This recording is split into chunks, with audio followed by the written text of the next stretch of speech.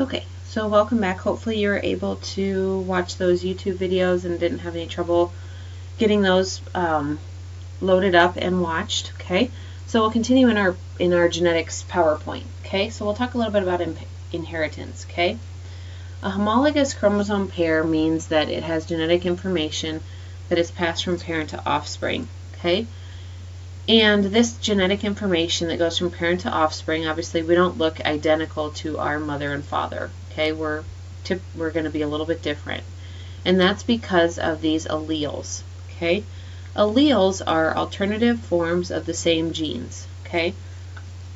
So typically there's 2 alleles for each trait. The one that we'll talk the most about in this class, just so that you get the experience or understanding, is how the allele for like the hide coat on cattle works. Okay, so a black versus a red. Okay, and these alleles can be any of these 4 things. Okay, they can be homozygous or heterozygous, and then they can be dominant or recessive. Okay, so if we talk about heterozygous versus homozygous, okay, if we look at the prefix, homo meaning the same, hetero means different. Okay, so homozygous means that there's 2 alleles that are the same. Hetero means that the pair of alleles are different. Okay, and then those can be dominant or recessive. Okay, so dominant means that that allele will be seen physically, or it'll be recessive, and it means that it'll be hidden by the dominant allele. Okay, so hopefully this will make sense in just a second. Okay, a few more definitions. These 2 words, this genotype and phenotype. Okay, genotype means that it is the alleles and the genetic expression of your chromosomes. Okay, what is your genetic makeup, your DNA? What are your alleles, your chromosomes? What's within your cells? Okay, phenotype, on the other hand, is going to be that external appearance. What can you actually see with your eye? Okay, so remember that genotype is your genetic makeup. Phenotype is your actual physical appearance or physical things that you see.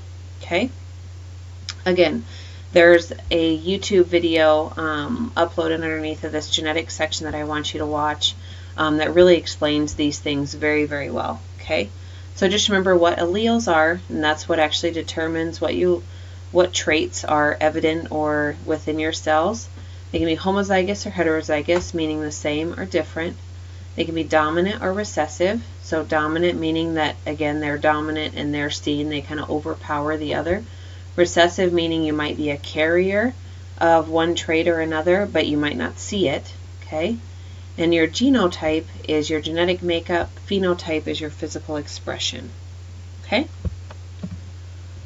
Okay, so kind of the easiest way to show you how to kind of use this, what's called the Punnett square, is to use your sex chromosomes. Okay, so sex chromosomes, the sex chromosomes, and you probably have already seen this in maybe some of your other classes or in high school. Okay, but females' sex chromosomes are a double X. So imagine a double X here. Okay, whereas a male is an XY. Okay, so those are the alleles. Okay. Those are the alleles that are assigned to sex chromosomes determining the sex of an animal. Female are XX, male are XY. Okay? The Punnett square shows the predicted outcomes of particular matings relative to a certain trait. Okay? So an example of a predicted sex outcome using a Punnett square. Okay? And let me see if I can do this kind of while I'm on my screen here. If we go into an Excel document, just for easy purposes, and I'll start right here. Okay, so I'm going to say that these are our 4 squares, okay, for a Punnett square, just for easy application. Okay, so imagine that at the top, across the top here, you have your female sex chromosomes. Okay, and down here we're going to have your male chromosomes. Okay. So when you obviously have the mating of a female who has XX and a male who has XY, okay, a Punnett square, imagine these 4 things are going to be your square, okay? These are your predicted outcomes, okay? So your X is carried down in both instances for the female, okay? X and X, okay? And then if you bring your male alleles across, okay, with respect to where they are, so then you're going to end up with an XX for this one, XX for this one. Then if you're bringing your X down and your Y over, you're going to end up with an XY here and an XY here, okay? So the mating of this female with this male can result in a 50-50 chance of having a female offspring or a male offspring, okay? Hopefully everybody sees that without me kind of pointing it out, okay?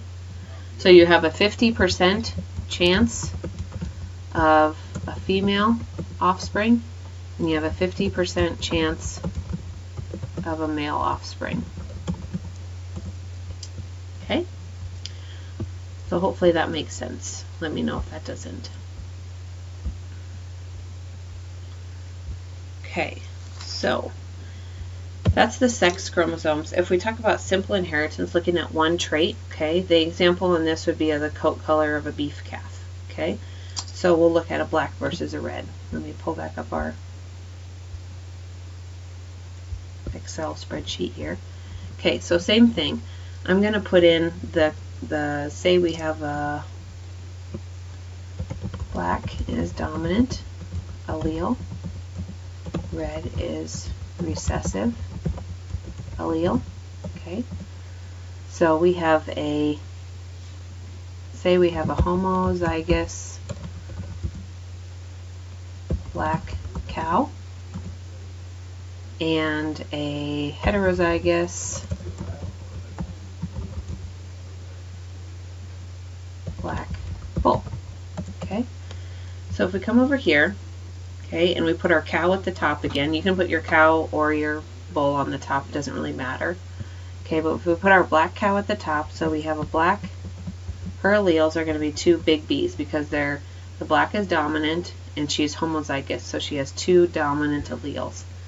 We have a heterozygous black bull, meaning that his alleles are different, so he carries the red recessive allele, but you can't see it. Okay, so that's going to be the bull's alleles. So if we bring the cows down into here, okay, so the cow is going to drop these down into our Punnett square. The bull, if we carry these across, so this line is going to, this line is going to be a double B.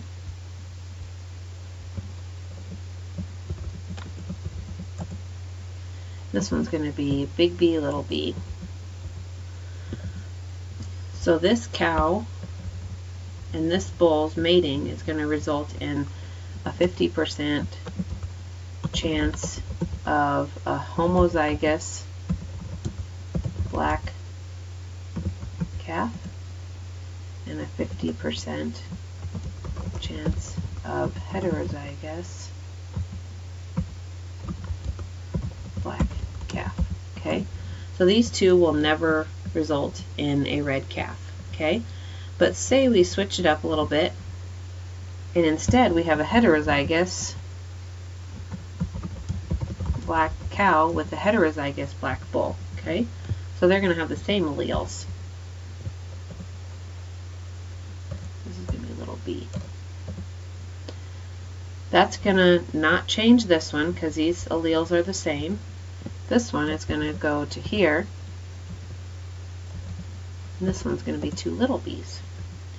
So this breeding is actually going to result in a 25% chance of a homozygous black calf, a 50% chance of a heterozygous black calf, and a 25% chance of a homozygous red calf.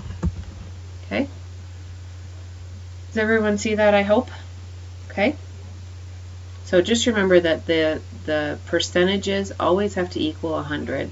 Okay? But the breeding of this cow with this bull is going to result in these options of alleles. Okay? And the calf is going to be any one of those allele combinations. Okay?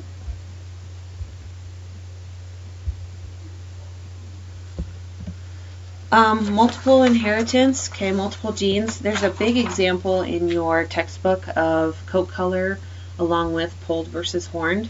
I won't ask you to do a multiple gene pair. I will ask you to do a simple Punnett square with one allele or with one trait, but I won't ask you to do multiple. But if you're interested, look at your book for this example. Okay. Then there's gene interactions. Okay, and kind of some definitions here. Okay, heterosis versus hybrid vigor. Some of you have probably heard of this. Heterosis is when you take the best of the two parents. Okay, so heterosis is going to be when there's two different traits that come together and make a better creature. Okay, same hybrid vigor is kind of the same thing. Okay, hybrid vigor is when you're taking two purebred animals, breeding them together and taking the best of those two traits, taking the best features of each. Okay.